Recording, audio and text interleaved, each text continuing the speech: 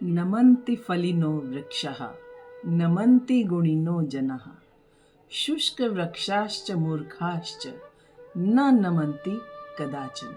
अर्थात हमेशा जिन वृक्षों में फल लगते हैं वही झुकते हैं। गुणवान मनुष्य हमेशा विनम्र होता है, सूखा हुआ वृक्ष और मूर्ख आदमी कभी नहीं झुकता। राधे राधे। अक्षय तृतीया है और अक्षय तृतीया में मैंने अपने पुराने वीडियोस में बताया है कि कितना अक्षय और पुण्यदायी ये दिन है। बहुत सी तिथियाँ, बहुत से पुण्य कर्म इस दिन हुए हैं और उसी में हमारे भगवान परशुराम जी का भी जन्मोत्सव है अक्षय तृतीया के दिन। ओम जामदग्न्याय विद्महे महावीराय धीमहि तन्नो परशुरामः प्रचोदयात्। परशुराम जी विष्णु जी के छठे अवतार माने जाते हैं। ऋषि जमदग्नि और रेणुका के पुत्र थे। इनका जन्म वैशाख मास की शुक्ल पक्ष की तृतीया के दिन हुआ था और ये भृगुवंश के हैं। इनका बचपन का नाम राम था, किंतु शिव भक्त होने के कारण इन्होंने शिव जी को प्रसन्न किया था और शिव जी ने अनेक अस्त्र शस्त्र इनको दिए थे।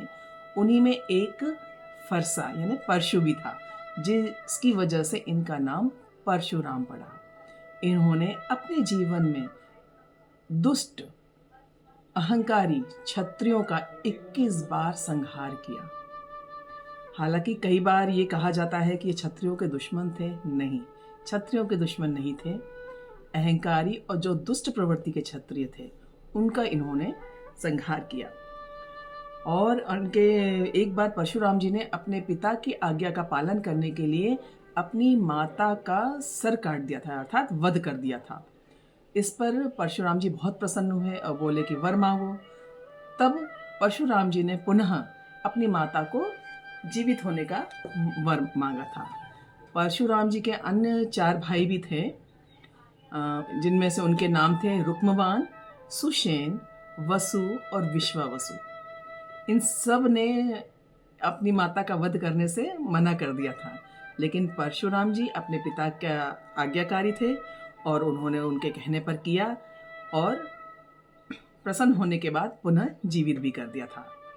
एक बार परशुराम जी शिव जी के दर्शन करने के लिए जा रहे थे। मार्ग में गणेश जी ने रोक दिया, जिससे क्रोधित होकर